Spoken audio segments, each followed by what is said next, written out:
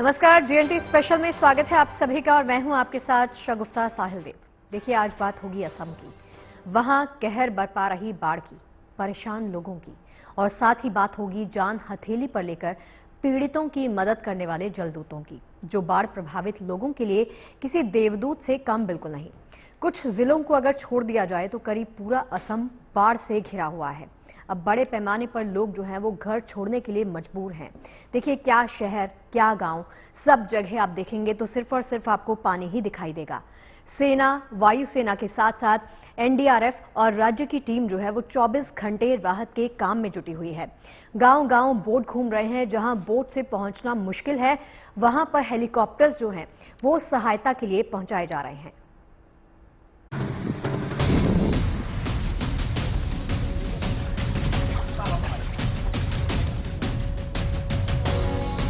जब जीवन की आस छूटने लगे, पानी का प्रहार जिंदगी को खत्म करने पर आमादा हो जाए, बाढ़ की बर्बादी एक एक निवाले के लिए तरसा दे, तो ऐसे में तिनके का सहारा भी बहुत होता है। यहाँ तो सैकड़ों की तादाद में लहरों पर सवार जलदूत हैं, जो असम में बाढ़ से घिरे लोगों को बचाने के लिए जी जान से जुटे हैं।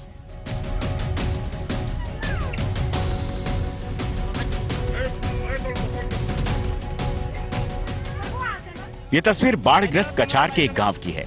कई दिनों से भूखा परिवार सुरक्षित एनडीआरएफ की बोट पर सवार हुआ तो किनारे खड़ी मां का चेहरा खिल उठा।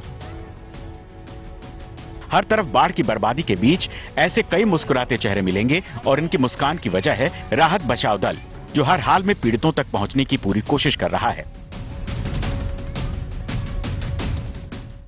असम के 35 में से 32 जिले बाढ़ग्रस्त हैं। 4,941 गांव पानी में डूब चुके हैं। करीब 55 लाख लोग मुसीबतों में हैं।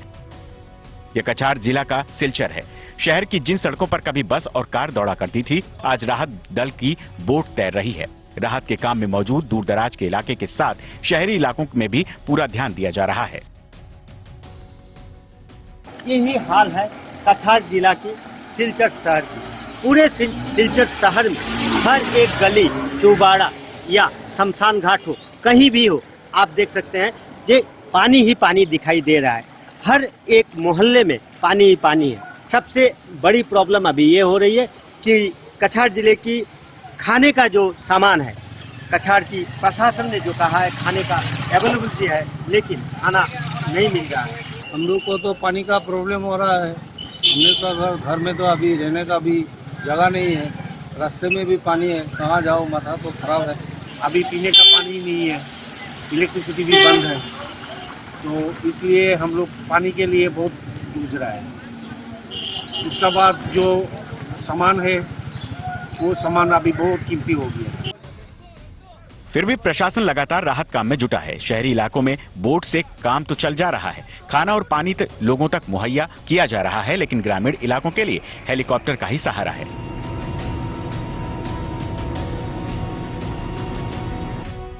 प्रभावित जिलों में कुल 845 राहत शिविर और 1025 राहत वितरण केंद्र स्थापित किए गए हैं, जहां 2,71,000 से अधिक लोग शरणार्थी हैं।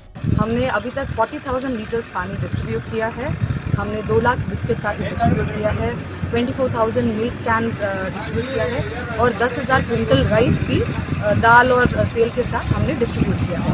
मैं ये आपसे रिक्वेस्ट करती हूँ कि मैं पूरी तरीके से जानती हूँ कि आप सभी को खाना, मेडिसिन और पानी मोस्ट इम्पोर्टेंटली चाहिए।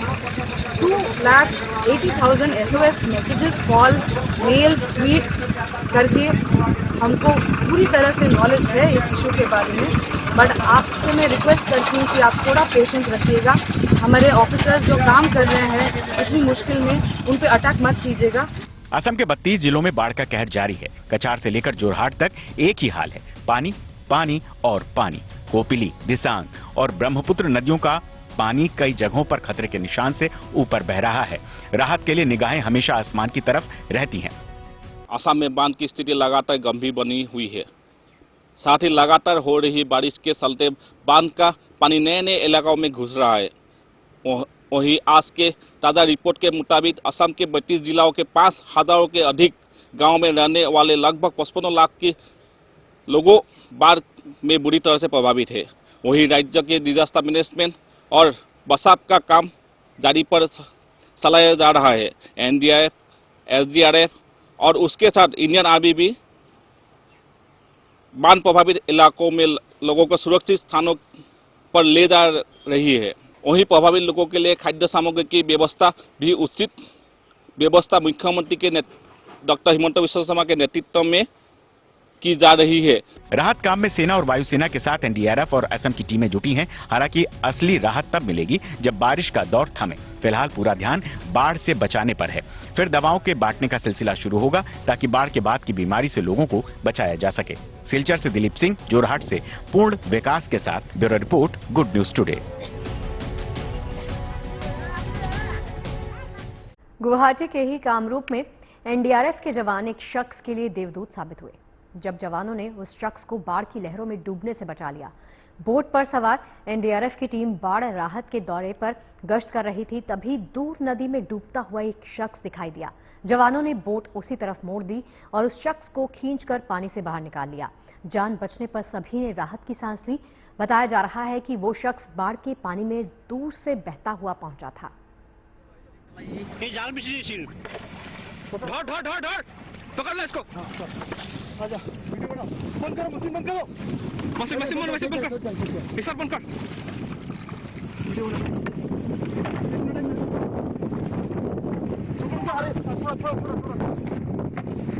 कहाँ है? भूल गया तेरा। अरे वीडियो मत करो।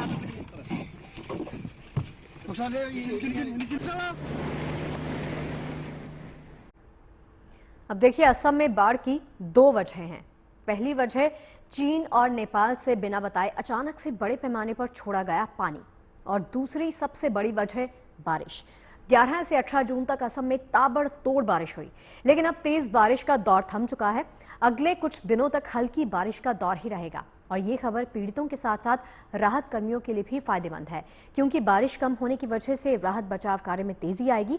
और असम के मौसम को लेकर हमारे सहयोगी मनीष चौरसिया ने मौसम वैज्ञानिक से बातचीत भी की है। सुनिए। हमारे साथ मौसम वैज्ञानिक आर.के. जिनामणि जी हैं। सर, नॉर्थ ईस्ट में हालात क्या बेहतर हो रहे हैं?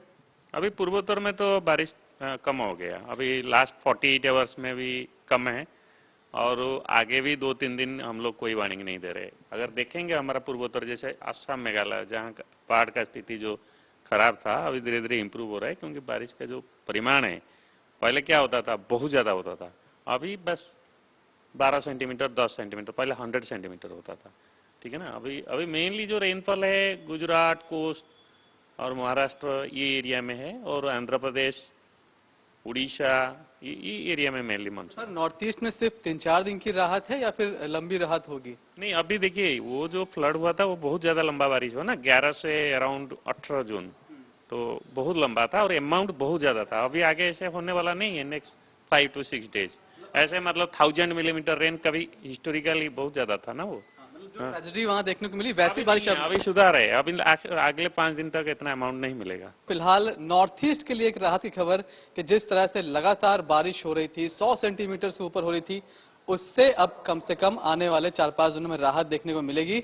बारिश हल्की फुल्की हो सकती है, लेकिन अब नॉर्थ ईस्ट को बड़ी बारिश से फिलहाल राहत मिलने की उम्मीद है।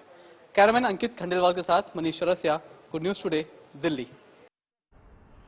देखिए, ऐसा नहीं है कि असम में कोई पहली बार बाढ़ आई है। ये हर साल की कहानी है। सरकार ने भी बहुत कोशिश की, हर तरह की आजमाइश की, लेकिन असम को बाढ़ की समस्या से निजात नहीं मिली। आखिर क्या वजह है कि बाढ़ हर साल असम में तबाही मचाती है? इस मसले की तफ्तीश करती ये रिपोर्ट जरूर देखें।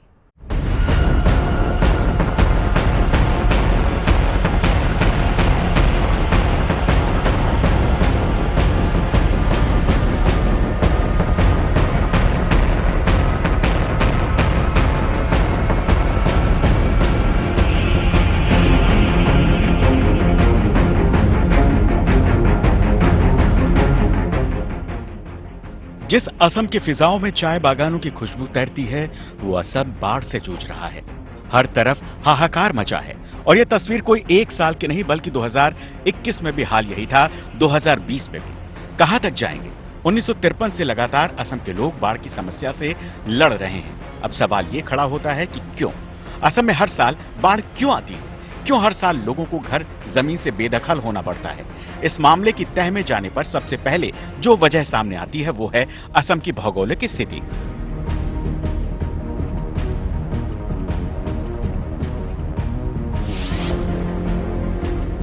असम के उत्तरी हिस्से में भूटान, अरुणाचल प्रदेश हैं, जो कि पहाड़ी इलाके हैं। पूर्वी हिस्सा नागालैंड, पश्चिमी हिस्सा बंगाल और बांग्लादेश से लगता है। दक्षिणी हिस्से में त्रिपुरा, मेघालय और मिजोरम है। और ऐसे में असम का एक बड़ा हिस्सा ब्रह्मपुत्र नदी घाटी से जुड़ा है। इसके बाद एक बड़ा हिस्सा बराक नदी घाटी से घिरा है। इस तरह देखें तो असम पूरी तरह से नदी घाटी पर बसा हुआ है। प्रदूषण और तापमान बढ़ने से तिब्बत के पठार पर जमी बर्फ और हिमालय के ग्लेशियर तेजी से पिघल रहे हैं, जिससे ब्रह्मपुत्र नदी और दूसरी नदियों पर बने बांधों का जलस्तर बढ़ जाता है। यही वजह है कि आज सर्दी गर्मी के साथ बाढ़ का मौसम भी असम के लोगों की तकदीर बन गया है। क्षेत्र में जब मानसूनी पौने पहुंचती हैं तो घूम घूम करके धेमाजी से लेकर के गंगटोक के बीच में भारी वर्षा करती है और वो सारा वर्षा का जल अंत में नदी में, घाटी में, निचले भाग में ब्रह्मपुत्र नदी में आकर के प्रवाहित होता है, जिसके कारण ब्रह्मपुत्र नदी एक बड़ा ही एफ्लुएंट प्लेन है जहां पर वेरी हाई ड्रेनेज डेंसिटी है, जिसके कारण जरा सा भी पानी बरसता है तो पानी पेदीम ऊपर दूर तक फैल जाता है, जिसके कारण बाढ़ की विभीषिका उत्पन्न हो जाती है। जो ब्रह्मपुत्र असम की खुशहाली की सबसे बड़ी वजह थी, यही नदी बाढ़ के शोक का कारण बनती जा रही है। असम का कुल क्षेत्रफल 78,338 वर्ग किलोमीटर है, जिसमें से 56,154 वर्ग किलोमीटर ब्रह्मपुत्र नदी घाटी में है। तो इससे नदी का फैलाव का अंदाजा लगाया जा सकता है। असम में ब्रह्मपुत्र नदी की छोटी बड़ी कुल 35 सहायक नदियां हैं। तिब्बत और अरुणाचल प्रदेश से होते हुए जब ये नदियां असम में प्रवेश करती हैं तो पहाड़ी इलाकों से सीधे मैदान में आ जाती हैं। नदियों का बहाव तेज होने की वजह से ज्यादा तबाही होती है। हर साल चीन, भूटान, नेपाल और पड़ोसी राज्यों से छोड़े गए पानी के कारण असम की नदियों पर बने तटबंध टूट जाते हैं। 1954 से बाढ़ की वजह से 4,27,000 हेक्टेयर भूमि खेती के काबिल नहीं रही, जो राज्य के कुल क्षेत्रफल का लगभग 7% है। हर साल 8,000 हेक्टेयर जमीन कटाव की वजह से ब्रह्मपुत्र नदी में समाती जा रही है। जरा सा भी पानी बरसता है तो पानी पेदीम ऊपर दूर तक फैल जाता है, जिसके कारण बाढ़ की विभीषिका उत्पन्न हो जाती है। और ब्रह्मपुत्र नदी में हजारों सहायक नदियां हैं और इसका इनलेट एरिया बहुत बड़ा है और आउटलेट एरिया बहुत छोटा है, बॉटल नेक की तरह है, जिसके कारण बड़े पैमाने पर बाढ़ की दशा उत्पन्न हो जाती है। लेकिन असम के लोगों को ऐसे तो नहीं छोड़ सकते, कुछ तो रास्ता निकालना पड़ेगा और एक्सपर्ट के मुताबिक असम को बाढ़ से बचाने के रास्ते हैं। चीन वक्त पर ब्रह्मपुत्र नदी से पानी छोड़ने की जानकारी देने लगे तो बर्बादी कम हो सकती है। असम के बांधों में पानी जमा करने का बड़ा इंतजाम करना होगा। किनारों को कटाव से बचने के लिए बड़े और मजबूत तटबंध बनाने होंगे। इसके अलावा नदी घाटी के इलाके में इंसानी बस्तियों को बसने से रोकना होगा। एरिया ऐसा, क्षेत्र ऐसा है तो वहां पर नदियों को जोड़ना संभव नहीं है। मात्र यही एक उपाय है कि बाढ़ का पूर्वानुमान लगाना, मॉनिटरिंग करना, फोरकास्टिंग करना और समय रहते लोगों को बाढ़ क्षेत्र से बचा लेना। अन्यथा उसकी भूआकृति, उसका जो जल विज्ञान के कारण प्रतिवर्ष बाढ़ का आना निश्चित है। सरकार ने चीन को समझाने की कई बार कोशिश की, लेकिन बात नहीं बन पाई। वहीं बांध और तटबंध के लिए अभी तक रास्ता तैयार नहीं हो पाया है। अगर असम को हर साल बाढ़ का कहर से बचना है तो कुछ कदम तो उठाने ही होंगे। Bureau report, good news today. तो ब्रह्मपुत्र के आंगन में बसा असम राज्य हर बार की तरह इस बार भी बेहद मुश्किल हालात का सामना कर रहा है। पिछले कई दिनों से असम में लगातार घनघोर बारिश हो रही थी। जो ताजा हालात हैं उनके चलते असम के लोगों पर मुसीबतों का पहाड़ टूट गया है। लेकिन ऐसे वक्त में भारत मां के जाबाज जो हैं वो एक बार फिर से देवदूत बनकर सामने आ गए और इस बार सीधे आसमान से इंडियन एयरफोर्स के जाबाज असम के बाढ़ग्रस्त इलाकों में राहत का सामान एयर ड्रॉप कर रहे हैं। खास तौर पर उत्तर पूर्वी असम में इन दिनों भयानक बाढ़ के हालात हैं, जिसके चलते लोग अपने घरों में कैद हो गए हैं। राशन और पीने के लिए साफ पानी की किल्लत हो गई है। ऐसे वक्त में इंडियन एयरफोर्स के जवान अपने विमानों से लगातार राहत बरसा रहे हैं। खाने की चीजें, पीने का साफ पानी और दवाइयों जैसी तमाम जरूरी चीजें प्लेन से लगातार लोगों की छतों पर एयर ड्रॉप की जा रही हैं ताकि हालात सामान्य होने तक लोगों को जरूरी चीजें इसी तरह से मिलती रहें। असम में बाढ़ के दौरान रेस्क्यू ऑपरेशन के लिए आर्मी और पैरामिलिट्री ट्रूप्स के साथ एयरफोर्स भी पूरी तरह से जुट गई है, यानी जमीन से लेकर आसमान तक से राहत लोगों तक पहुंचाई जा रही है।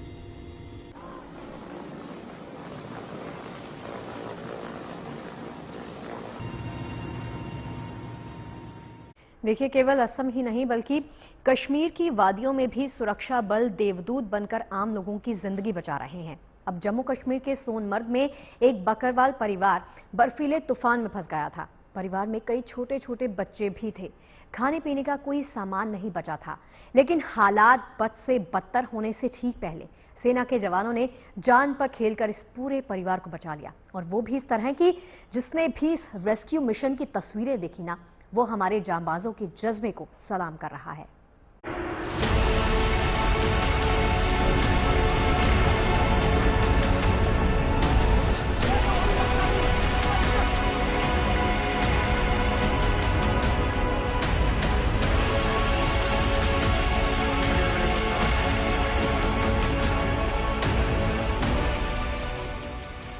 चाहे आफत का सैलाब हो या मुसीबतों का तूफान,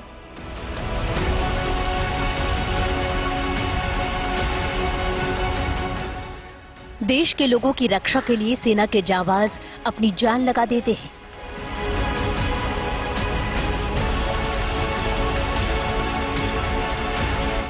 फिर चाहे भयानक बाढ़ के बीच से एक एक जिंदगी को खींच निकालना हो या फिर बर्फीले तूफान के बीच से जमती सांसों को उखड़ने से बचाना हो। बर्फीले तूफान से लड़कर बच्चों को बचाने की ये तस्वीरें जम्मू कश्मीर के सोनमर्ग से आई हैं, जहां भारतीय फौज के जवानों ने अपनी सूझबूझ और बहादुरी से कई लोगों की जिंदगी को बचाया है।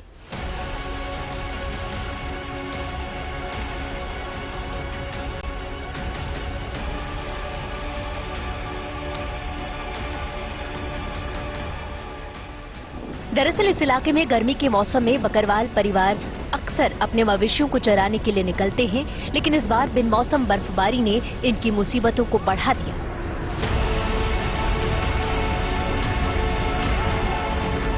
कश्मीर के पहाड़ी इलाकों में जून के महीने में बेमौसम बर्फबारी ने कई लोगों की दिक्कतें बढ़ाई, खासतौर से उन नोमैड्स और बकरवालों की जो गर्मी के महीनों में पहाड़ों का रुख अपने माल मवेशी चराने के लिए करते हैं।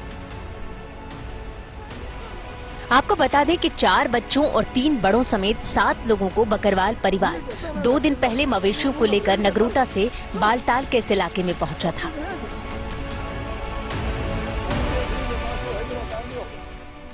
लेकिन ये परिवार बदकिस्मती से संगम क्षेत्र में छुटदर्रे के पास बर्फीले तूफान में फंस गया। तेज बर्फीली हवाओं में इनका अस्थायी तंबू उखड़ गया। साथ ही इनके कई मवेशियों ने बर्फीली हवाओं के बीच दम तोड़ दिया। 2 दिन से ये परिवार बिना खाने पीने के सामान के राहत की आस में बैठा था। इस परिवार के फंसे होने की सूचना मिलते ही सेना के जवान किसी देवदूत की तरह पहुंच गए और बिना समय गंवाए रेस्क्यू ऑपरेशन शुरू किया। लेकिन मौसम के बिगड़े मिजाज ने सेना के ऑपरेशन में खलल डालने में कोई कोर कसर नहीं छोड़ी। इसके बावजूद जवानों ने अपने पैर पीछे नहीं खींचे। बर्फ से ढके पहाड़ों और बर्फीले रास्तों को चीरते हुए वो लोगों तक पहुंचे और ऑपरेशन जिंदगी को अंजाम तक पहुंचाया। कल कुछ एक परिवार ऐसा खुशनसीब था जिनको बर्फीले तूफान ने अपनी चपेट में लिया था और बचने की उनके पास कोई सूरत नहीं थी, लेकिन उनकी किस्मत अच्छी थी। वहां से सेना की एक पेट्रोल निकली और उस परिवार को उस बर्फ के कहर से बचा के निकाला। बर्फबारी के बीच फिसलन भरे रास्तों पर बच्चों का चल पाना बेहद मुश्किल था, मगर जवानों ने अपने मजबूत इरादों से इस मुश्किल काम को आसान बना दिया। जवानों ने बच्चों को अपनी पीठ पर उठा लिया, जबकि बाकी लोगों को सहारा देकर सधे हुए कदमों के साथ नीचे सुरक्षित जगह तक ले आए। इससे पहले भी कई मौकों पर सेना के जवानों ने देवदूत बनकर मुश्किल हालात में घाटी के लोगों की मदद की है और एक बार फिर जवानों ने अपनी बहादुरी से लोगों का दिल जीत लिया। श्रीनगर से अशरफ वाणी के साथ bureau report, good news today.